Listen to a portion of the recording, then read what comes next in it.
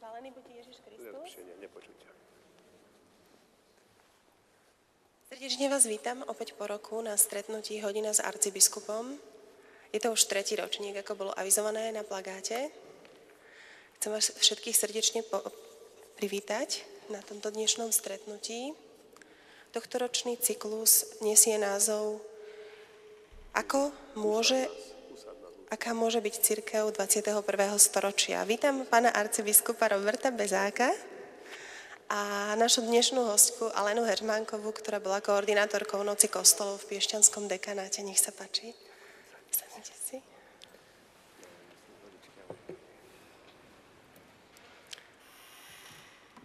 Ešte by som vás rada všetkých upozornila na možnosť klásť otázky. Opäť je v strede uličky umiestnený košíček aj s papierikmi, aj s ceruskami a respektíve perom. Môžete tam písať svoje otázky. Ku koncu stretnutia ich pozbieram a položím ich pánovi arcibiskupovi. Takže čo by vás zaujímalo na tomto stretnutí ohľadom témy Život v Trnavskej arcidiecéze, ktorej sa dnes budeme venovať? Ešte by som tak zrekapitulovala. Minuloročná Hodina s arcibiskupom niesla názov Odkaz blahoslaveného Jana Pavla II., čo bolo takým pripomenutím významného dňa, kedy bol Jan Pavol II blahorečený. Bol blahorečený minulý rok a pán arcibiskup minulý rok pripomenul také významné témy z obdobia jeho pontifikátu. Na prvom ročníku Hodiny s arcibiskupom v roku 2010 pán arcibiskup mal pripravené katechézy z encykliky Boh je láska, ktorú napísal Benedikt XVI. Tohtoročný cyklus nesie názov Aká môže byť cirkev 21. storočia. Pojem cirkev 21. storočia pán arcibiskup Robert Bezák viackrát spomenul aj v rozhovoroch, aj v interviách.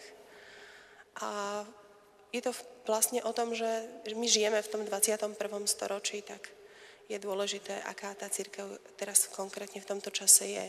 Prvé stretnutie sa uskutočnilo 6. júna 2010. Bolo to presne rok od biskupskej vysviacky pána arcibiskupa Roberta Bezáka a dnes už vlastne prešli 3 roky aj 4 dní od jeho biskupskej vysviacky. Takže ja by som teraz odovzdala slovo pánovi arcibiskupovi a by som sa tak spýtala vlastne na ten pojem cirkev 21. storočia. Čo to znamená? Čo znamenajú pojmy ako otvorenosť, ktorých sa možno mnohí ľudia obávajú? Nech sa páči. Tak vás ešte všetkých chcem pozdraviť a teším sa, že môžem byť aspoň takto s vami iste.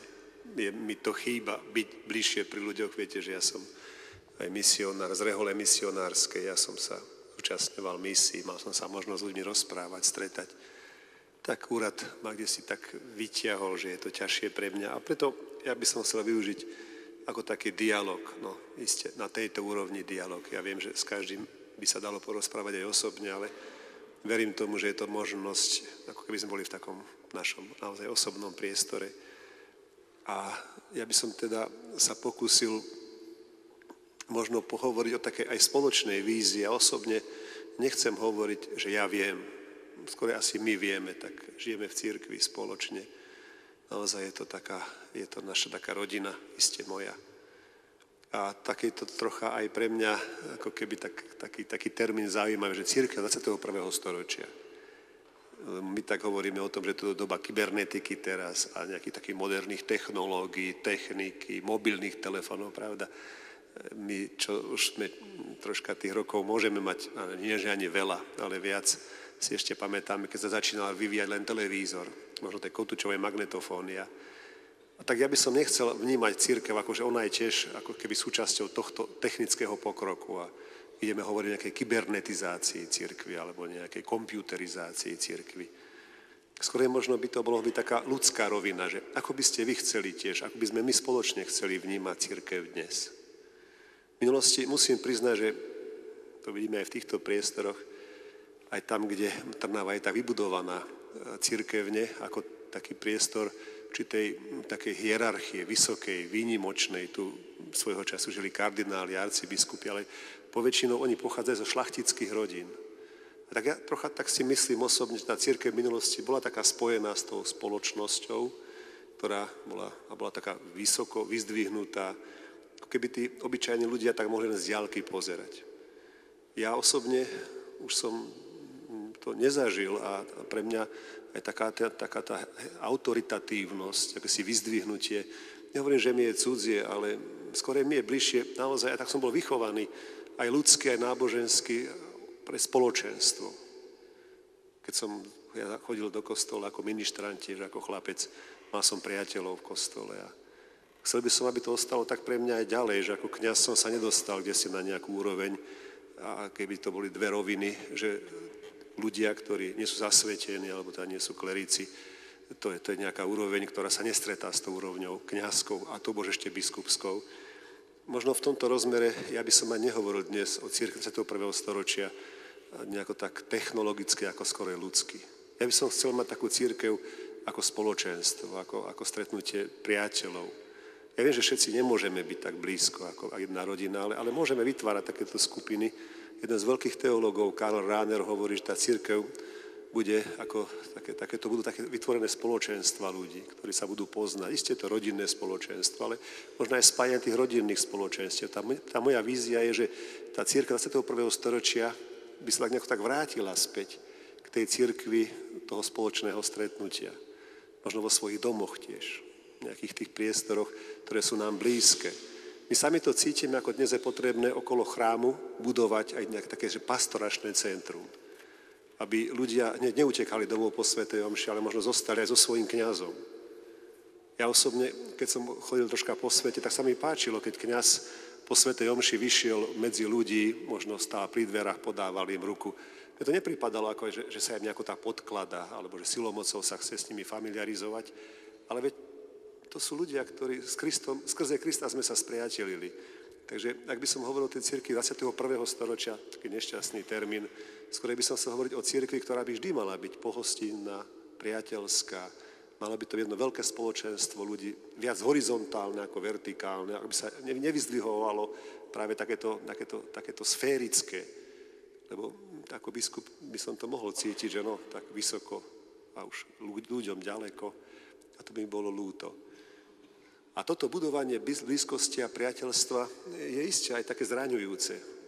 Možno z vlastného života by ste potvrdili, že keď som pri niekom blízko, tak ho poznávam a v mnohých životných situáciách niekedy, tak so žartom poviem, sa hovorilo o jednom z pánov biskupov, nebudem hovoriť jeho meno, volá sa Julius Gábriš, že keď zostupoval zo schodov, tak keby zostupalo božstvo. Tak to hovorili troška aj s takým žartom, lebo iste to stretnutie v tom čase možno aj medzi biskupom a ľuďmi bolo také vzácne.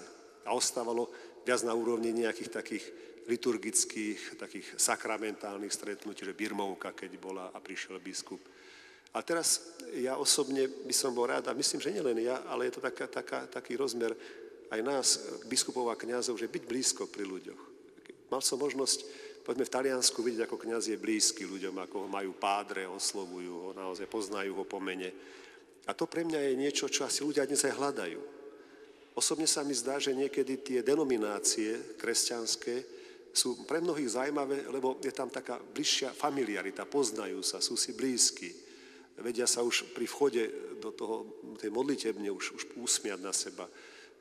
A toto je to, čo ja tak vnímam aj do budúcna, že tá cirkev nemôže byť ako inštitúcia, kde sú popredpisované jednotlivé, povedzme, schémy, do ktorých treba vstúpiť. Prídeš do kostola, klakneš si, prežehnáš sa, máš svoje miesto a teda vieš odpovedať. A to stačí.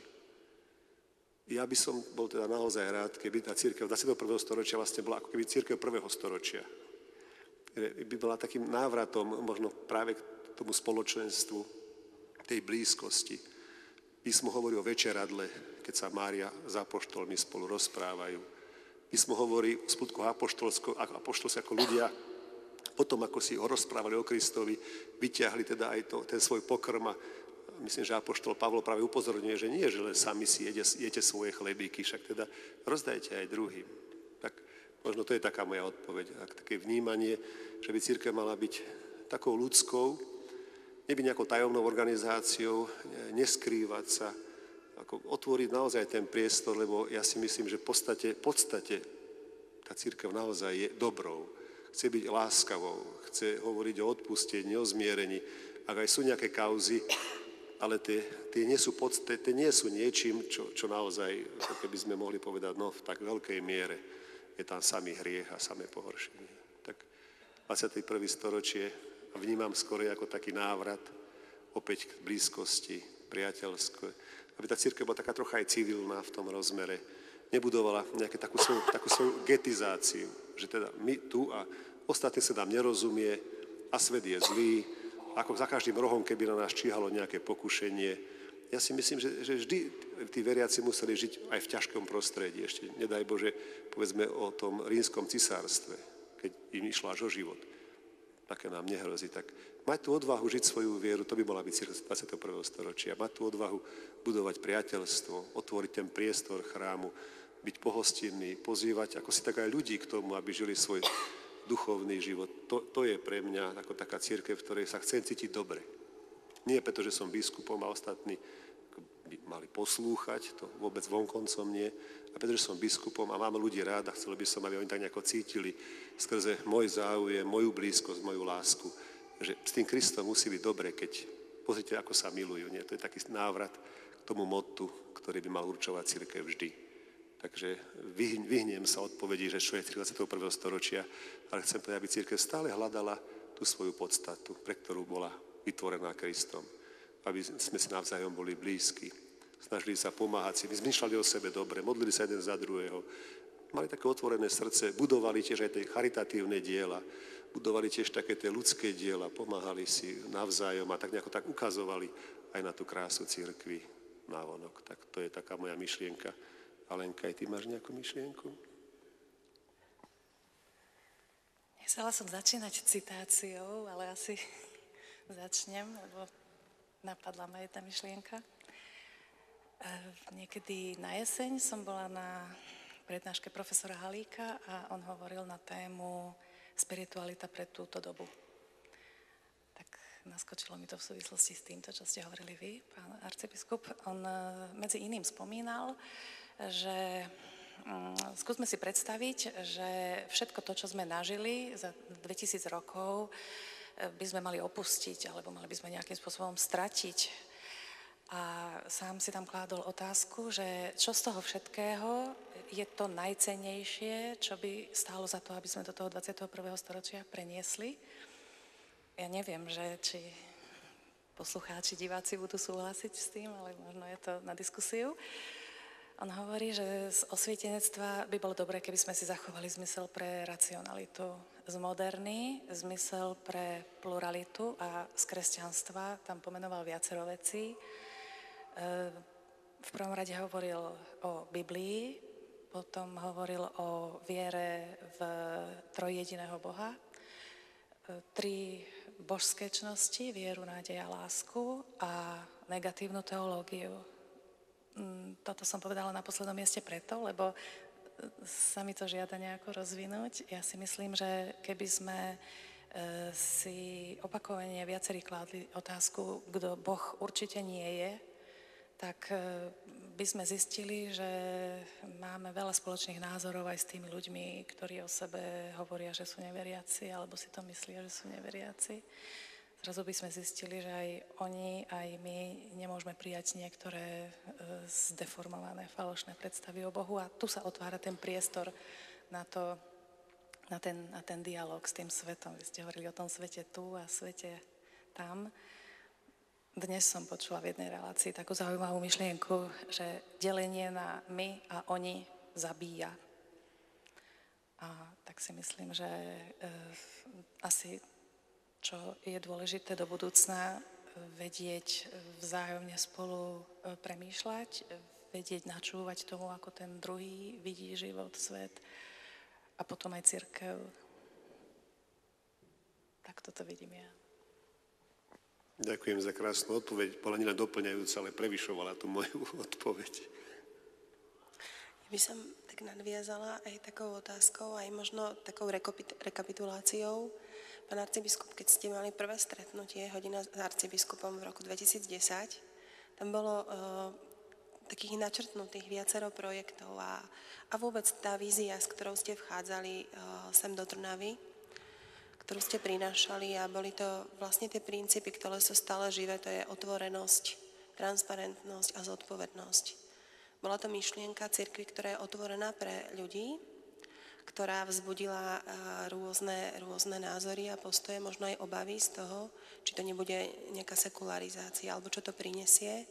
Ale mohli sme v priebehu tých 3 rokov vidieť naozaj veľmi živé projekty, ktoré priniesli a vdýchli nový život. Je to galéria Trnavskej arcidiecézy, kde v súčasnosti beží už, myslím, 4. výstava, ktorá priťahuje množstvo ľudí a takým, by som povedala, nenásilným spôsobom ľuďom približuje krásy našej viery, krásy kresťanstva a vôbec aktuálne sú to dejiny, pretože Trnavská arcidiecéza oslavuje 2 veľké výročia tento rok. Je to 90 rokov Trnavskej apoštolskej administratúry a 35 rokov Trnavskej arcidiecézy. Ďalším takým zaujímavým projektom boli adventné konferencie, to boli vlastne, už 2-krát sa uskutočnili, kde boli predstavené rôzne konkrétne oblasti, či už z morálnej teológie alebo z biblistiky minulý rok. Potom je to projekt Noc kostolov, ktorý máme teraz veľmi čerstvo zažitý a ktorý vlastne minulý rok vďaka pánovi arcibiskupovi mohol zažiariť v Trnavskej arcidiecéze, ale tento rok jeho svetlo vlastne prešlo na celé Slovensko a sú veľmi pozitívne ohlasy, či už z Prešova, zo Žiliny, z Banskej Bystrice, z Bratislavy, z rôznych miest a aj z našej arcidiecézy. A toto všetko sú tzv. nízkoprahové projekty. Sú to nízkoprahové podujatia v tom zmysle, že sú podujatiami pre všetkých ľudí dobrej vôle, nie len pre veriacich, ale je to spôsob, ako sa prihovoriť aj tým, ktorí ešte len hľadajú, alebo teda nie sú veriaci.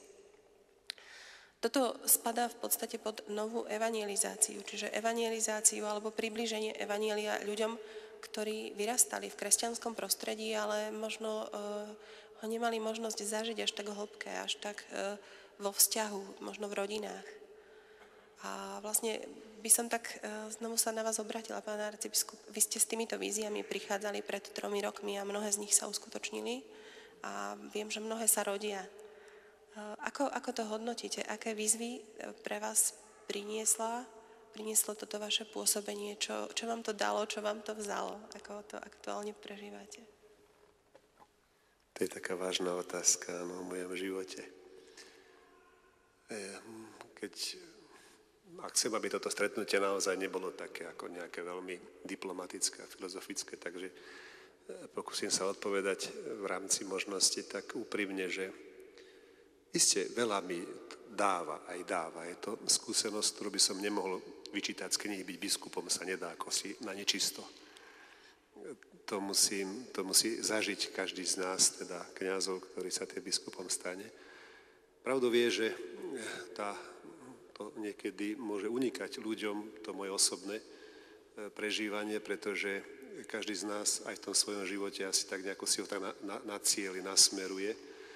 A ja som nemohol mať ani nejakú víziu byť v Trnave a dokonca biskupom. Ja nielenže pochádzam aj z iného kraja, ja som zo stredného Slovenska, nie z nejakého hornatého, skôr tak, keď si predstavíte, skôr ten stred a západ, ako je Topolčany, Partizánske, ja som z Prievize, tak v tom trojuholníku žijú aj moji príbuzní, moji starí rodičia odtiaľ pochádzajú. Tak či tak, ako v tomto priestore som nemal nejaké také väzby, také osobnostné väzby, lebo to sú dôležité. A ja som si tak aj uvedomoval, že prídem do prostredia, ako nehovorím, že neviem po slovensky, ale predsa len je dobre, keď v tom prostredí už máte aj svojich priateľov, už zázemie, také ľudské. Ja som si ho budoval, ale nie na tento priestor. To, že som reholníkom, to znamená, že som mal vlastne aj ten priestor mojich priateľov. To, že som dlhší čas aj pôsobil v Bratislave, tak aj to, ako mi stačilo, veď to mesto samé o sebe je naozaj veľké. A som tak na takých 3 vrstvách mal priateľov v Bratislave. Keď som prišiel tak som z Ríma, tak som mal 33 rokov, tak som sa začal hýbať okolo vysokoškolákov. Tí mali okolo 20 a 25 rokov. Potom neskôršie už som ich aj sobášil, dokonca som im krstil deti. Taká veľká skupina, naozaj je to krásnych rodín. Ja som Bohu vďačný, lebo 12 rokov to je dosť dlhá doba. Potom som mal takých priateľov aj seberovnejších, možno troška aj starších, takých 40-tníkov. To bola ako ďalšia vrstva, možno o desiatok rokov staršia. To už mali aj svoje rodiny, už aj väčšie deti. Tak to bolo tiež takým potešením, že som sa s nimi mohol hýbať. Ja som si tak aj s nimi rozumel, pretože boli tak ako si vekovo, aj mentálne mi blízky. A potom som mal ešte priateľov, ktorí boli takí 50-tníci, 60-tníci. Tí už naozaj v tom živote aj dosiahli vrchol, mali už rodiny, už pomaličky vydávali svoje deti. Aj tí ma tak vtiahli do svojho života. Ja môžem povedať, že na týchto troch vrstvách ten môj život bol pekne poriešený. A teraz som prišiel na miesto, ktoré som mňou možno aj nepočítalo. Keď to poviem tak troška aj tak skromne. Prečo by aj malo? Viete, že iste aj tu tí, ktorí boli počnú s pánom arcibiskupom, iste mali svoje vlastné vízie. Prečo by som to zatajil? Iste tak kňazi, ako boli rozmiestnení aj po tých dekanátoch a farnostiach, možno tak nejako počítali, ako to pôjde ďalej. Teraz príde nejaký neznámy reholník, ktorý žil svojím životom. Takže vnímal som, že nemusím byť tak nejako si prijatý. To nie je také jednoduché, veď to je tiež taký aj nejaký náročný údel kňazov, že prídu do dediniek, do miest, kde ľudia ich nepoznajú. Oni tak by ako mali vedieť začať žiť s tými ľuďmi, takže v tomto zmysle cítim aj troška inú mentalitu tohto prostredia, takú tradicionalistickú. Budem úprimný voči Trnavčanom. Ako keby mali niekedy problém skúsiť niečo nové. A tak niekedy sa musím nielen usmiať, ale aj ma to nahnevá, keď niekto povie, a to bolo dobré, to tak nikdy nebolo. Chápete, čo to je za veta? Že to tak nikdy nebolo. To hovoríme stále o minulosti. Bo to tak nikdy nebolo, nemôže byť o dnešnom dni ani o zajtrajšom dni. Nie sme troška zvedaví, ako by to bolo, keby to bolo ináč. Takže aj pri niektorých, možno aj tá noc kostolov, to, čo to má znamenať, alebo to tak nikdy nebolo, to také niečo sa nerobilo, ale možno je čas. A mať tu takúto zvedavosť, to prinášam sám so sebou, víte, to je zase taká moja mentalita. A nechcem byť tvrdohlavý v tomto, Boh chráň, ale v tomto cítim, že ako keby som tak mal bojovať o niečo, čo nejaká časť aj v cirkvi nazýva, že sekularizácia. Ale ja to neviem ako sekularizáciu, lebo ja som nič z toho, čo tu bolo dobre, nezrušil. Dneska som išiel procesiou celou Trnavou. Necítil som sa ako nejaký racionálny biskup, ktorý povie takéto procesie, veď to bolo niekedy dobre, dnes už to nie je dobre. Ja vnímam, že to je čosi krásne. Novéna. Ja pozývam na novénu kardinálov a tento rok tiež príde jeden vzácny človek, ktorého si veľmi cením, Václav Malý. Slúbil, že príde na novénu. To je, čo ja budujem, ale chcem do toho vstúpiť ešte aj niečím, čo ešte rozšíri, možno aj pohľad okolia na Trnavu, že to nie je nejaký taký stredoveký, klasický, taký klerikálny Rím, ale tu sa dýcha, tu sa žije. To je moja túžba. A nemôžem povedať, že by som sa nemusel niekedy prebíjať aj cez nepochopenie. Na druhej strane prešiel som dosť svetom, ako musím povedať, že Pán mi podaroval veľa možností vidieť, ako sa žije inde vo svete. A ja sa jednej veci bojím, a to by som tak teraz povedal nahlas, aby to bolo naozaj počuť aj v ABU TV, že my začíname žiť ako keby takú lokálnu cirkev. Že cudzie nechceme a svoje si nedáme. A to cudzie, keď je dobré, keď je poučné, keď nás upozorňuje Bože aj na rizika, ktoré prichádzajú s tým dnešným svetom. Oni sú už tu. Či nemáte aj vy v rodinách rozvedených už, v našich vlastných kresťansko-katolických rodinách? Či je to všetko naozaj na úrovni už generácie 40-tníkov a 50-tníkov, také krásne, jedinečné, ako neporovnateľné s inou Európou? Nie sú aj u nás nemanželské deti. Není ten problém interrupcií a všelijakých antikoncept, to isté je u nás, len sa o tom tak možno nerozpráva. Takže tá moja skúsenosť hovorí, že skúsme teda ukázať aj tú krásu toho náboženského, duchovného života. Pozor na formalizmus, pozor na len taký tradicionalizmus. Z toho nevyžijeme. Takže chceme aj to cudzie. A ja keď som videl, ako v Taliansku naozaj žijú aj to spoločenstvo, ako oni vedia spolupracovať a venujú sa mnohým dobrovoľníckým činnostiam, ja som z toho bol fascinovaný. Nemecko takisto, Rakúsko, my sa učíme, ako aj charitu treba robiť správnejšie, aby bola pre tých, ktorí ju potrebujú, nie pre tých, ktorí pracujú v charite. A tak aj to svoje môžeme dať, lebo zase na druhej strane si uvedomujem, že ten náš rozmer nábožnosti je aj taký emotívny, je taký empatický, citlivý. to nám naozaj tak na nás pozerajú, že my Slováci tak dokážeme ešte stále tak radosne sa žiť s Bohom, žiť s Kristom. Že pre nás je to aj kus takej emotivity, nie to len racionalita. To bolo nebezpečné, keby naozaj celé náboženstvo sa len zracionalizovalo a nebolo v tom kúsok aj tej vnútornej vášne srdca. To je taký môj pohľad, široký. No niekedy na ňom narážam s ním, lebo ako keby nebolo zrozumiteľné, že toto není to naše. A prečo by to nebolo naše? Takže môžem povedať takto zdĺhavo trocha, že cítim ten biskupský rod ako veľmi ťažký a náročný. Nechcem nejako zrezignovať. Myslím, že po 3 rokoch by to bolo skoro, po 10 by to už bolo možné. Takže zatiaľ ešte mám tu chuť ísť ďalej, posúvať tie veci. Aj keď možno aj na vlastnej úrovni, aj biskupskej, nenachádza možno vždy tú odozvu, ako by som si myslel, že by som mohol nájsť, teda keď to poviem až takto ďaleko. Isté, je noc kostolov, snažíme sa ju pekne pripraviť. Nemusí to vždy všetko ísť na 100%, ale jedna nejaká malá akcia nemôže predsa zrušiť celý ten projekt, ktorý chceme ľuďom ponúknuť. Isté ma troška aj zamrzí, keď 2 týždne pred nocou kostolov vidie nejaké určenie, že pozor, v tých kostoloch to musí byť všetko pekné, sakrálne, liturgicky určené, lebo to je... Veď nikto z nás nechce tento priestor profanizovať, ani sekularizovať. Hneď druhý deň po noci kostol bola Fatínska sobota v Trnave. Nikto ju nezrušil, ja som na nej sám bol. Hneď v ďalšom čase vidíte, že máme napríklad Božieho tela a krvi. A išli sme, takže troška by som ja tak čakal, toto je také nebezpečné nám Slovákom, že by sme tak skôr do negácie. Ako keby to sa nepodarí, to nebude dobre, to sa neoplatí, to je škoda, to tak nikdy nebolo. Málo pozitívneho nachádzam nás, také radosti, skúsme to spraviť. Lebo to dobre z toho, keď to robíte s dobrou volou, to dobre z toho musí nejakým spôsobom. Nemusíme hneď za každým rohom vidieť čerta. Hneď vidieť, ako všetko je zlé, ako je to nebezpečné. Pozor, mravokárne zdvihnutý prst.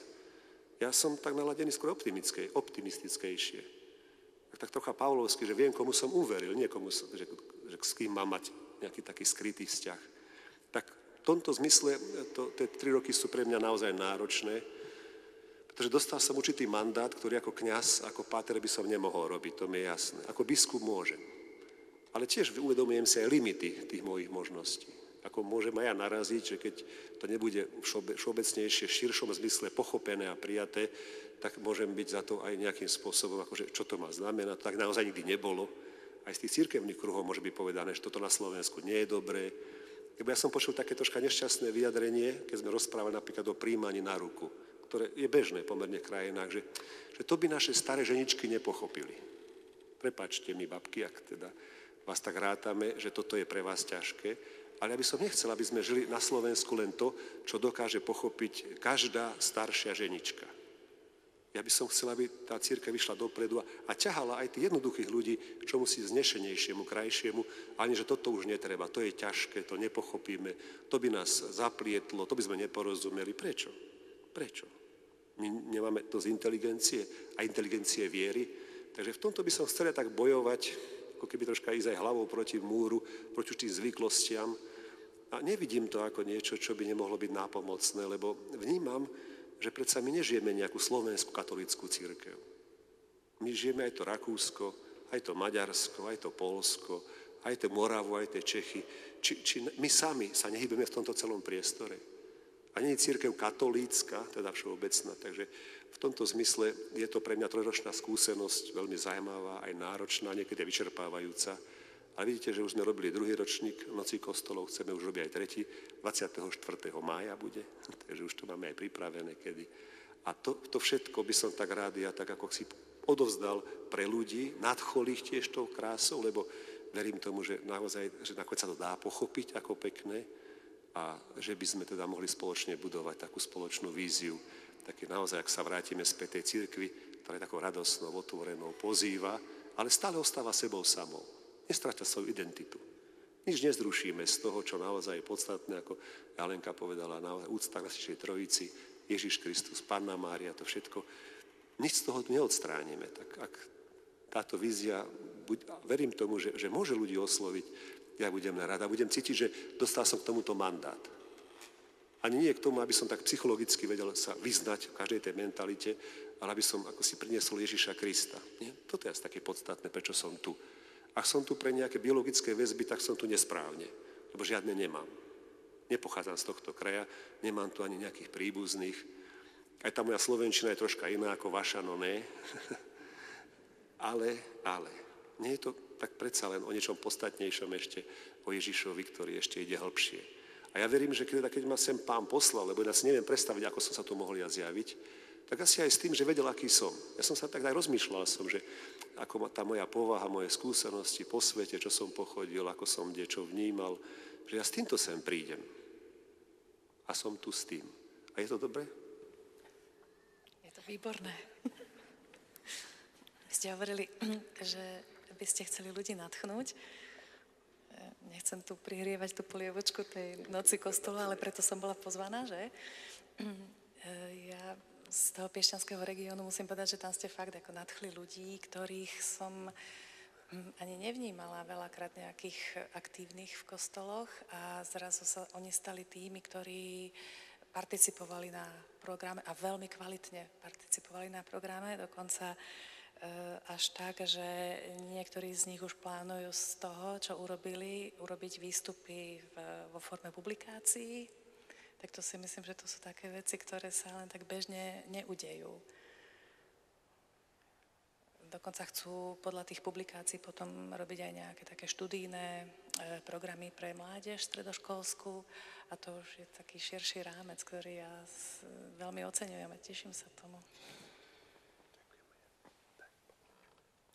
Ja by som sa ešte dotkla tej noci kostolov, pretože možno pri takom povrchnejšom vnímaní, pokiaľ človek si neprečíta tie tézy a tak nejak tým viacej nežije, ja som si to tiež tak postupne začala ako jeden človek z týmu Noci kostolov uvedomovať, že vlastne tam je ten presah tej Noci kostolov. A čo to znamená, tak to práve aj to, čo Alenka spomínala, že ono to nie je len tá noc samotná, ale ono to potom prináša už ďalšie ovocie, či už tie publikácie, ale ako niečo veľmi dôležité vnímam, to, čo sme dostali spätné väzby z viacerých farností, tak to je vlastne vybudovanie vzťahov v rámci farnosti, nejakej spolupráce, nejaká taká koordinácia, zapojenie sa množstva dobrovoľníkov, pretože noc kostolov to nie je o tom, že spravíme z našich kostolov nejaké koncertné sály.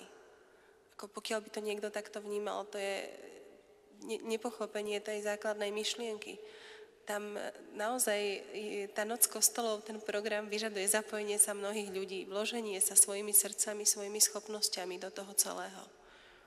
Čiže to je taký ľudský rozmer, ten rozmer, že ja potrebujem aj poprosiť niekoho o spoluprácu. Napríklad potrebujem poprosiť hasičov, aby mi umiestnili banér na kostol. Potrebujem rozbehnúť spoluprácu so starostom, alebo potrebujem sa stretnúť so susedom, ktorý pripraví občerstvenie, potrebujeme sa dohodnúť, potrebujeme vytvoriť niečo spoločné. A to je práve o tom spoločenstve, to je o tom takom žití. A mňa ešte osobne jeden taký veľký rozmer zaujal a to je ekumenizmus v praxi. Keď sme mali tlačovú konferenciu k Noci kostolov, prišli tam zástupcovia okrem katolíckej cirkvi ešte 4 ďalších cirkví. Do Noci kostolov sa zapojili grécko-katolíci, pravoslávni, cirkev bratská, bratská jednota baptistov, reformovaní, evanielici, adventisti. A bolo to naozaj, tá spolupráca bola živá. Ja vám odporúčam, kto si môžete prečítať na Noc kostolov.sk, ako to vyzeralo v Humennom. Tam naozaj tri cirkvi sa spojili, aby vytvorili nejaký spoločný program. A myslím, že takéto zapojenie sme videli v Komárne, v Trnave, ale aj v Piešťanoch tiež sa zapojili evanielici.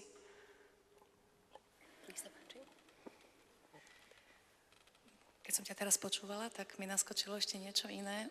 Ja si nemyslím, že programy v tých kostoloch sú cieľom.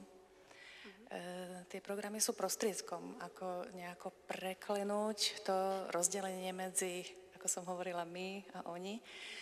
Ja si myslím, že normálne je, alebo normálne bolo, že kostoly bývali otvorené. Ja si to pamätám ešte ako dieťa, mladá, som mohla hocikedy vbehnúť do kostola, keď som išla zo školy alebo z práce a tak. Teraz samozrejme z bezpečnostných aj z iných dôvodov musia byť kostoly zatvorené. A mne sa zdá, že tá jedna noc je akoby aspoň raz v roku vráťme sa do normálu. Otvorme tie dvere tomu svetu a ešte niečo iné k tomu. Keď sú ľudia v uzavretom spoločenstve, vytvoria si svoj vlastný slovník, už nepotrebujú veľmi si ani vysvetľovať, čo pod čím rozumejú a myslia si, že už veciam veľmi dobre rozumejú. Ale otázka je, čo s tým slovníkom, keď má byť konfrontovaný s tým svetom vonku. Ja som počula v niektorých kostoloch, mne osobne sa to zdalo trošku nešťastné, v oznamoch pozývanie na noc kostolov, že je to hlavne pre neveriacich ľudí a teda chceme im niečo, neviem čo. I ja som si uvedomila, že vôbec nie, že to je hlavne pre veriacich ľudí.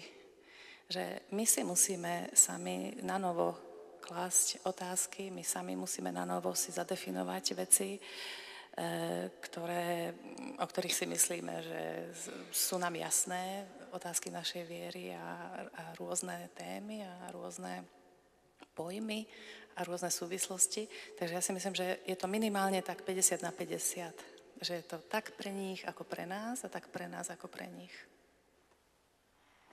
Ja by som na tú myšlienku nadviazal, ako chytili sme sa témy Noc kostolov. Isté to, čo chceme aj my robiť, vidíte, že tu máme chlapcov, kameramanov z arcibiskupskej internetovej televízie. To je tiež taký nový rozmer. Ja som už nie tá generácia. Vidíte, aj oni sú od nás mladší, aspoň o 20 rokov, o 30, možno aj o 40. Teda ja mám 52, ale o 40 až nebudete mladší. Tak, dobre. To je niečo také nové, ale by sme mali mať dobré srdce preto, lebo oni tomu rozumejú. Ja som sa tak pýtal, tu vzadu máme tých technikov našich, že koľko ľudí to teraz pozerá. Neviem teraz koľko, teraz to je podstatné, ale napríklad, keď sme mali novénu, tak nám padli počítače, padli servery, lebo toľko ľudí sa napojilo a že nielen na Slovensku, z Austrálie a z Ameriky a pozerali, čo sa u nás deje, akým spôsobom napríklad slávime novénu. Viete, niektoré veci nám možno už unikajú. Tento roku sa zapojilo do Noci kostolov 180 kostolov na Slovensku, kostolov, chrámov, modlitebnítier, aby sme boli v celej šírke slova. Viete, koľko to je ľudí? Keby len dvaja sa starali o tú koordináciu, to je hneď 360 ľudí a ich samozrejme je viacej. A tie napojenia, že ten úžasný efekt, ktorý to má, ktorý tak upozorňuje na, že nemôžeme žiť len tu, ako že tu máme katedrálu a to je NM pro nás a pre naše deti. Ale že to prepojenie ľudí, chrámov, keď si tak uvedomíte, možno ste mali možnosť sa troška aj si dostať, či už k novinám, alebo k televíziu, že hovorili o cirkvi, mali ste dojem, že negatívne. Ja musím povedať, a teraz to tak trocha zaznie tiež do éteru, že v sobotu bolo v Bratislave taký gay parade, teda nejaká taká manifestácia určitých iných orientácií. A bolo o tom písané vo všetkých médiách. Niekoľko, dokonca naozaj, a veľa sa o tom, zároveň ale v Trnave bola aj veľká taká manifestácia hudby, festival Lumen, ktorý organizujú kresťania. Ani jedna vetička. Že my musíme niečo robiť preto, aby sme tak troška povedali, ale prosím vás, však si všimnite, že aj my sme tu, a nie len my, teda naozaj, ale všetci, sú tu určité hodnoty. To, že ľudia nevyčíňajú, že nerozbijú výklady v Trnave, veď to je to dobré. Lebo tak ako keby čakali, že teraz tam budú bitky v Bratislave, lebo to sú také a my sme takí. A kam to všetko smeruje? A pre mňa teda táto Noc kostolov je takým rozmerom, takým znakom našej schopnosti spolupráce ukázať, ponúknuť, povedať o niečom, čo je také normálne. Aby to normálne nebolo nenormálne, lebo zastá sa mi, že tak nejako to otáča. To nie je normálne už, keď sa ľudia nepobijú, keď nie je niečo rozbité výklady, tak to už nie je zaujímavé. Pre mňa teda aj toto je taký bónus a teraz vnímam aj to prepojenie, teda aj tá naša snaha prezentovať cirkev, lebo nebezpečné je, a to pre nás starších tak za komunizmu bolo. Kde si tu zamknime sa, no nikto nás nikto nevidí, eštebácie nepíšu, nefotia. A že ten kostol ako taká súkromná záležitosť. Nebolo to tak? Že do kostola si choď a týmto nech to skončí.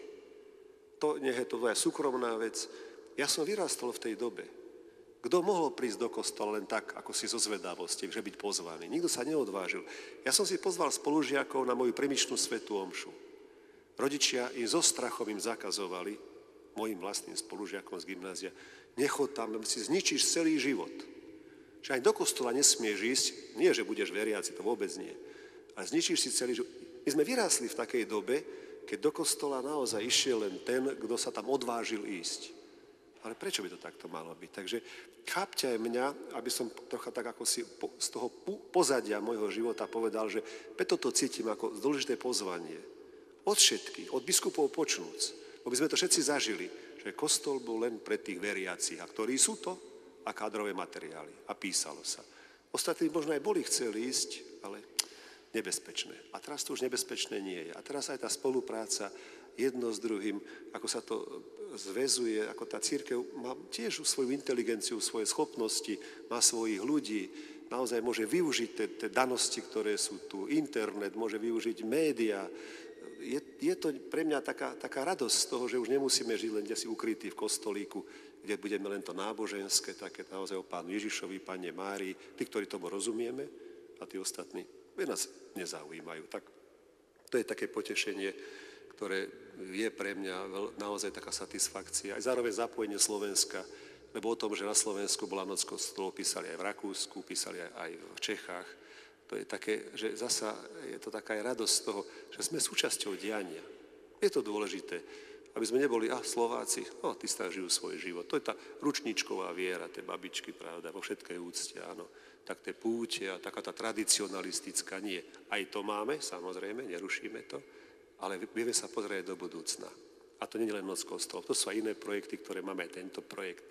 My sme ešte boli radi, keď sme mohli mať napríklad aj takú internetový rozhlas, že by sme mohli vysielať, niekto by si také 3-4 hodinky, možno aj nejaké duchovné, alebo také konferencie, poučné veci, aby sme rásli, aby sme sa tak cítili byť súčasní v našom živote, lebo aj písmo hovorí, že všimnite si tých synovia z tohto sveta, akí sú šikovní, čo všetko vedia využiť.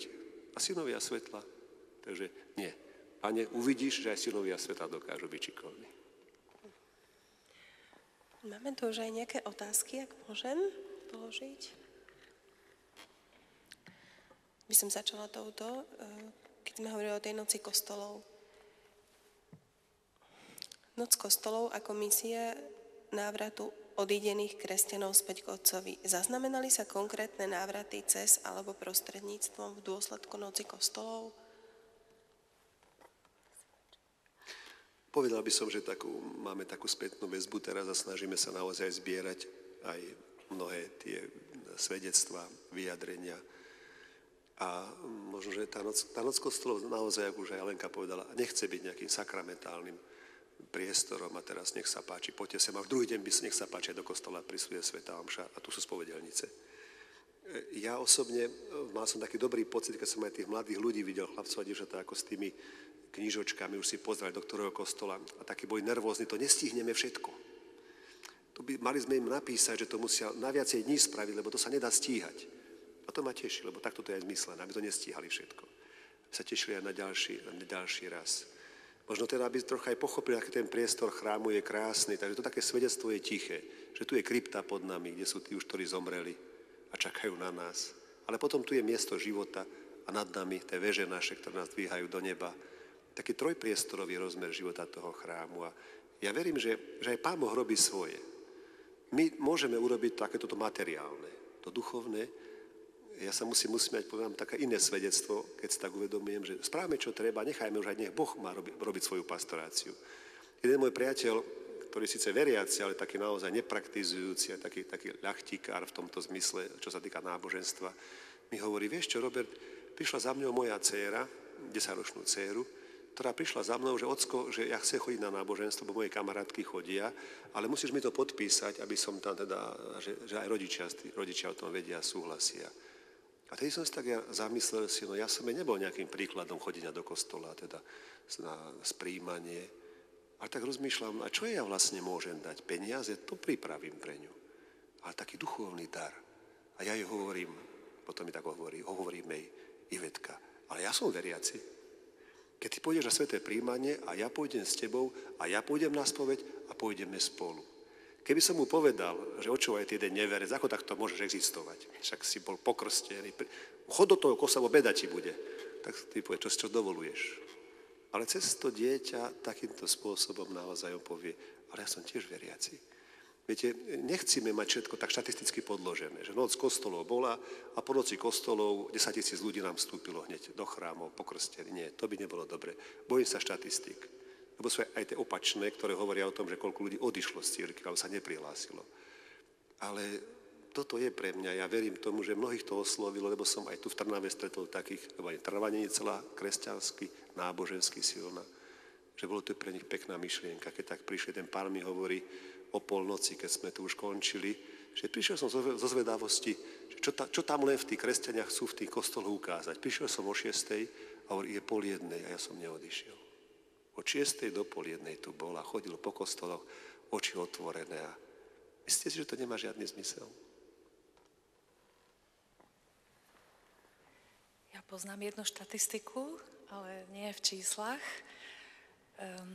Hovorí sa, že ubúda tých zabydlencov, tých udomácnených v kostoloch a naopak pribúda tých hľadačov.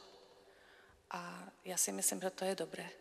Že nech by sme všetci boli hľadači. Aj tí, čo tu sme, povedzme, od narodenia celý život, aj tí, čo prichádzajú v priebehu života, alebo prídu až na sklonku života do toho kostola. Ale nech by sme všetci boli tými hľadačmi, tak to by bolo podľa mňa to ideálne, čo si môžeme želať.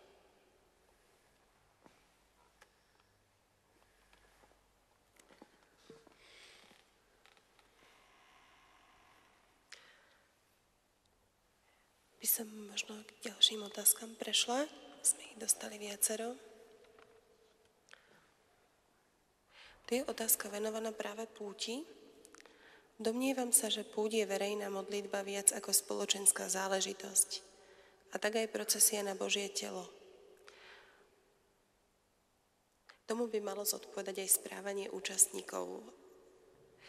Ak sa nemýlim, potom by bolo vhodné, aby kňaz priamo upozornil ľudí na spôsob správania.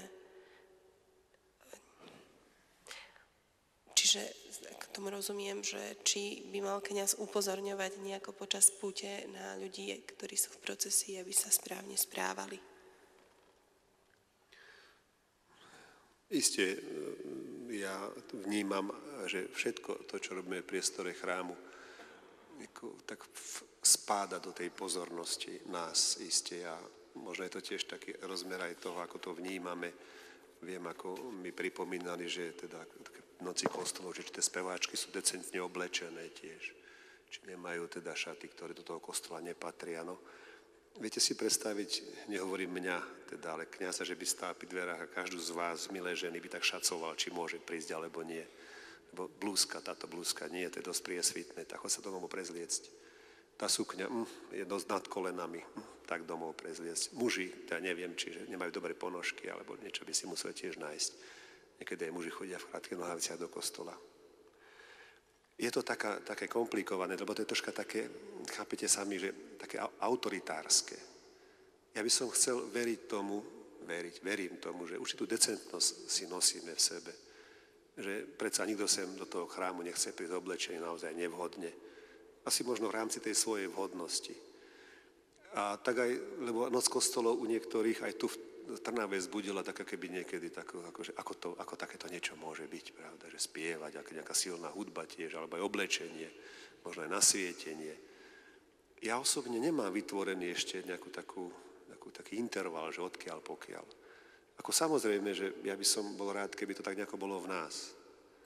Ja sám, keď som niekedy pripravoval napríklad mladých na sviatosť manželstva, som bol taký sklamaný, keď došli v teplákoch. Že mala to byť taký náš rozhovor o sviatosti manželstva, o tom, ako... A oni tak prišli tak easy oblečení, tak ako pohodička, však je teplo, naozaj. Tak som sa tak zle cítil v tom, či to nevidia, že veď ten rozhovor, ktorý chceme viesť, není taký, že či je dobré plážový volejbal a či treba faktor 15 pri opalovaní. To by som tak bral. Čiže nie je tak troška aj o nás samých. Máme to suplovať. Kto? Ja? Lebo kto?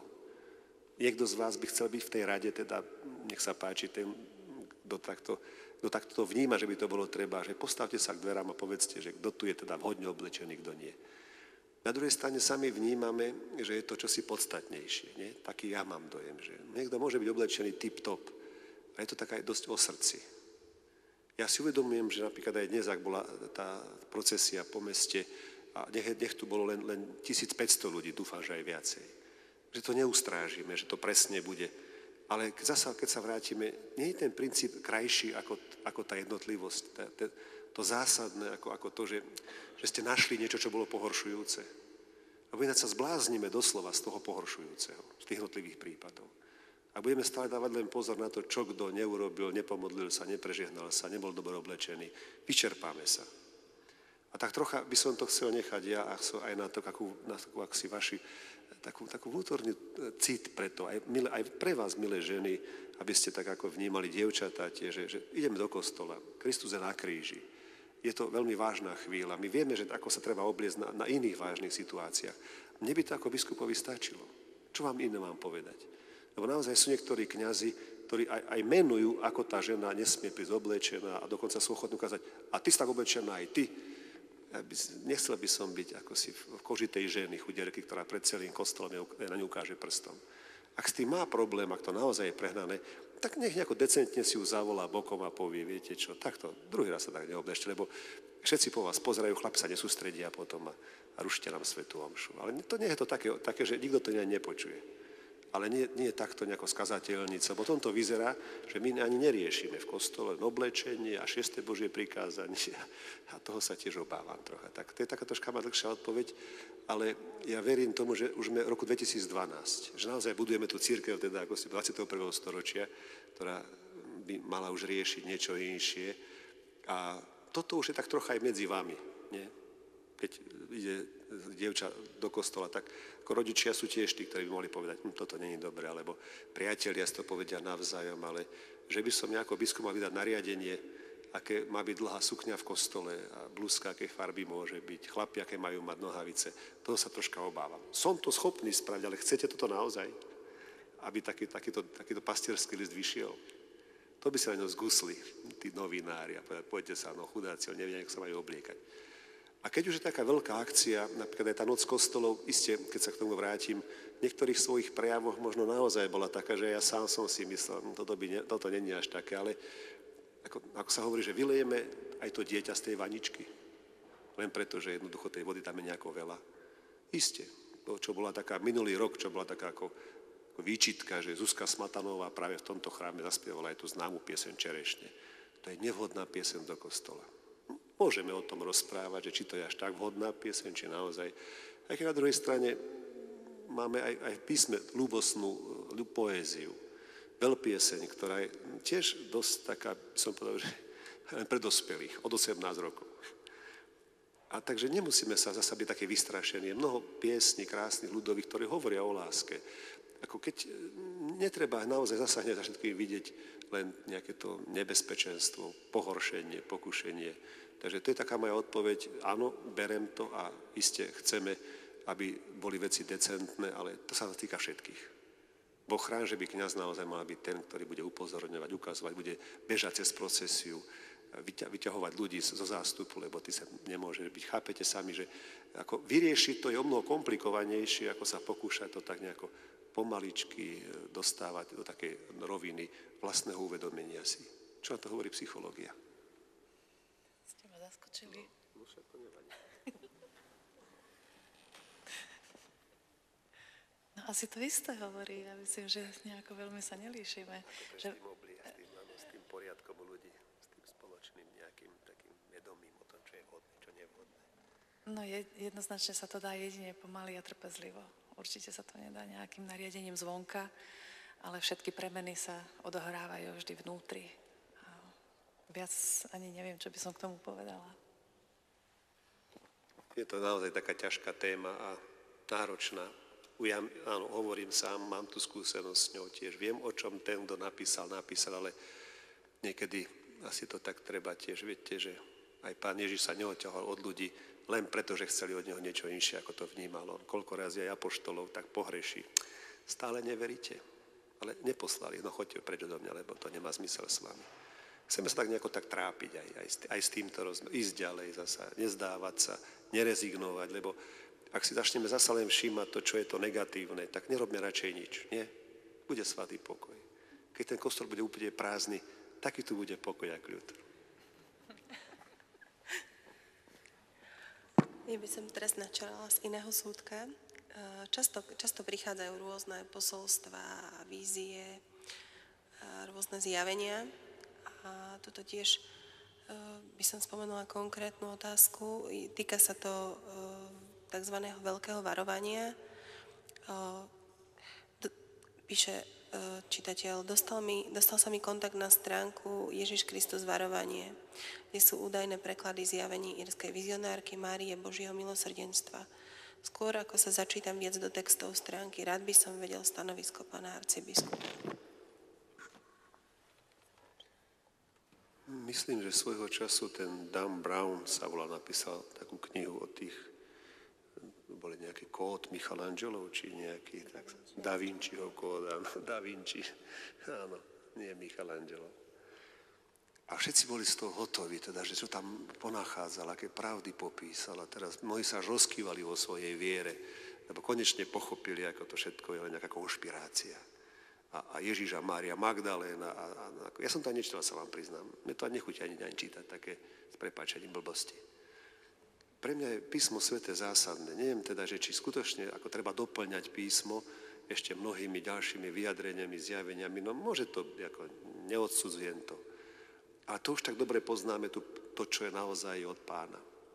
Poznáme, tak koľko razy ste si vypreštali napríklad len Nový zákon. Nehovorím ani v starom, lebo Evanjelia. Máte prečítané všetky 4. Prečítané Pavlové listy. Poznáte ich. Vedeli by ste porozprávať tak zo svojho srdca nejaký pekný príbeh z písma svätého. Že ja by som chcel, aby toto bol základ, lebo pre mňa je fascinujúce, aká je Biblia pravdivá. Napríklad ona píše o Petrovej zbabelosti. Odvážili by sme sa dnes povedať, že pápež má chybu? Odvážili by sme sa povedať, že prepáčte, za to takto poviem, lebo nám sa to ťažko počúva, že pápež Ratzinger urobil niečo, čo by nebolo vhodné. Boh chráň. Tým nechcem zavádzať, nechcem len, že Biblia je v tom úžasná, že nemaluje nám svedcov, ktorí sú bezchybní. Hovorí o Pavlovi, ktorý keď raz Marka poslal domov, už sa nenechal nahovoriť na to, aby ho ešte zobral na... Hoci ho Bartolomej, jeho príbuzný, nahovaral, zober ho, prosím ťa. Nie, nechcem ho so sebou. Písmo nám hovorí už takej pravdivosti života. Hovorí o zbabelosti Petrovej. Judáš šiel a obesil sa. Bože môj, však to bol jeden z 12 apoštolov. Prečo to písmo nezatajilo? Toto sme naozaj chceli vedieť?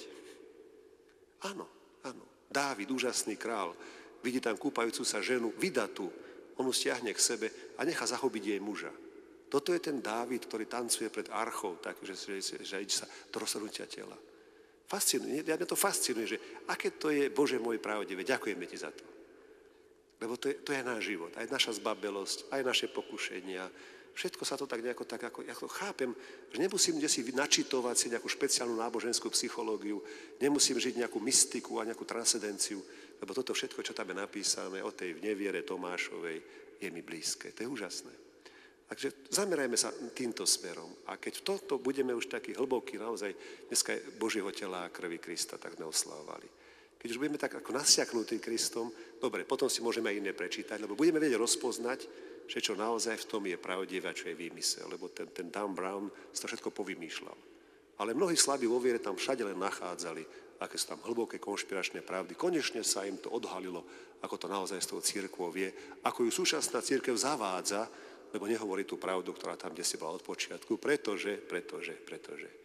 Takže ja by som asi takto odpovedal na tú otázku, že buďme opatrní vo všetkých tých skúmaniach, tých zjavení a tých odkazov mariánskych a neviem ešte akých iných.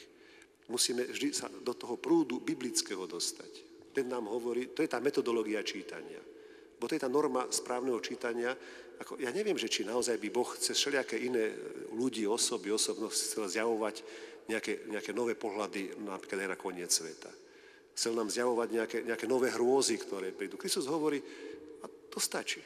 Ak budeme pri ňom, budeme pripravení. Čo máme ísť pozerať, kde si, aké tsunami ďalšie sa budú valiť, aké zemetrasenia ešte budú v Taliansku a chceme za tým vidieť koniec sveta. A to vždy bolo. Len sme tedy nežili. Žiť v blízkosti Krista, to je pre mňa takéto rozhodujúce. A keď aj by som si prečítal nejaké takéto zjavenia, alebo ako to nazvať, tak to je také zvedavosti, že čo píšu. Lebo pokiaľ to je to pozvanie k blízkosti ku Kristovi, v poriadku, tomu rozumiem. Ale keď sú to nejaké také, že v roku, teraz mám byť 20. koľkého decembra, koniec toho sveta? 21. bude koniec sveta. No tak sa bojte, kamaráti. Ak teda chcete. A bojte, a už rýchlo predávajte všetko, čo máte a zdávajte sa, lebo ešte máte pár mesiacov času. Kde sme to vyčítali z písma svätého, že to bude v decembri 2012? A komuže to išiel, keď ani Kristus hovorí, že ani syn nevie, kedy bude koniec tej podobe ľudskej, ani Ježiš sa nezaujíma o to, kedy bude. Áno, ako Boží syn to vie, ale ako človek Ježiš Kristus potrebuje to vedieť. Lepšie to nevedieť, priatelia. Čo je to psychológia?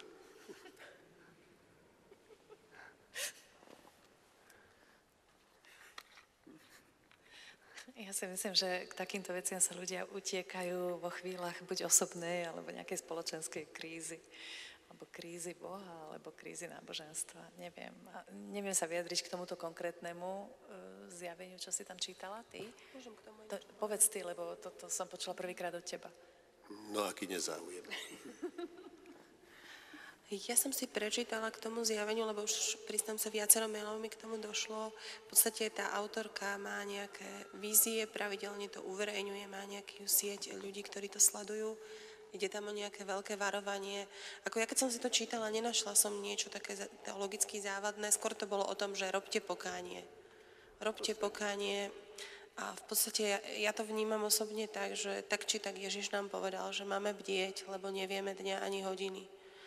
A jednoducho to už ako asi aj stačí. Možno, myslím si, že nie je v našich silách posúdiť, či je to zjavenie pravdivé alebo nie je. Ale to, že máme bdieť a že máme byť verní Kristovi, tak to máme aj v písme, ako hovoril pán arcibiskup. Takže...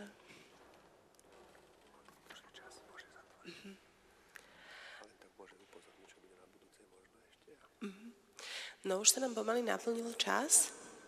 Tak to, čo nezostalo zodpovedané, bude zodpovedané v mailoch alebo prípadne na tom budúcom stretnutí, na ktoré by som vás aj chcela pozvať. Ja vám veľmi pekne všetkým ďakujem, že ste prijali pozvanie na túto hodinu s arcibiskupom. Najbližšie stretnutie bude 8. júla 2012. Nesie názov Ohlasovať, sláviť, slúžiť, čo sú také 3 základné úlohy cirkvi. A opäť tu privítame hostí, budú nimi Boris Hrdý, riaditeľ Charity Trnavskej arcidiecézy a Zuzana Ríšková, ktorá vlastne koordinuje Centra pomoci človeku. Ak teda viete, v Trnave, v Seliciach aj v Novom Meste nad Váhom sú Centra pomoci človeku, takže bude to o tej službe, o tej konkrétnej službe v rámci Trnavskej arcidiecézy. Pripomínam, že je možné aj na budúce klásť otázky. Bude možné pozrieť si záznam z tohto stretnutia aj z tých ďalších na tv.abu.sk a otázky je možné klásť aj prostredníctvom e-mailu hodina@abu.sk. Takže to je z mojej strany všetko a ja by som ešte poprosila o požehnanie pre nás. Ja chcem poďakovať ešte Alenke, on má také krásne meno, že Hežmánková. Viete, čo znamená hežmánek, taký náš kvietok. Ja som rád, že môžem aj ju mať ako svoju spolupracovničku. Naozaj myslím, že a veľmi cenne pomáha. Nie len v koordinácii noci kostolov pre mňa. Všetci tí, ktorých môžem teraz poznávať pri sebe, sú potešením a povzbudením, aby som nerezignoval, nevzdával sa. Naozaj môžem priznať, že niekedy tie ťažkosti môžu byť až väčšie, ako som si predstavoval. A niekedy ešte mi niečo moja moderátorka hovorí. Pardon, ja som ešte zabudla pripomenúť, o 18. hodine to bude prvý organový koncert z cyklu Svetojanské večery s katedrálnym orgánom, tak ste všetci srdečne pozvaní. Ja sa ospravedlňujem, dneska bude hrať Kamila Čírková. Takže môžete ešte si na kávičku alebo nejakú zmrzlienku, potom sa vrátite ešte. Aj ten koncert nech je takým nedeľným potešením. Ďakujem vám, že ste prišli, aj všetkým, ktorí nás pozerali. Bolo ich dosť, pozeráme tu, áno, bolo. Tak, dobre, ale nie, to je ten zmysel, aby sme sa počítali ľudí. Mojou naozaj túžbou je aspoň takto byť spolu s vami. Ja mám ľudí rád, mám rád ten priestor aj cirkvi, ale aj ľudskej spoločnosti. A bol by som rád, keby taká tá atmosféra naozaj takého Kristovho pokoja, radosti z Boha bola súčasťou nášho života. A ten strach bol len taký maličký, len taký príslušný. On treba, aby bol, aby sme to naozaj tak mali nejako pod kontrolou, ale zasa nie len pod kontrolou. Takže aj k tomu aj to moje požehnanie, aby tá prevádzala taká Kristova radosť taká aj vnútorná sila a taká odvaha tiež, ako nám Ján Pavol II. Nebojte sa, nemáme sa naozaj čoho báť. Viem, komu sme uverili. Pán s vami. Nech je zvelebené meno Pánovo. Naša pomoc v mene Pánovom. Nech vás všetkých žehná všemohúci Boh, Otec i Syn i Duch Svätý. Takže choďte v mene Božom a požehnanú nedeľu vám ešte všetkým prajem.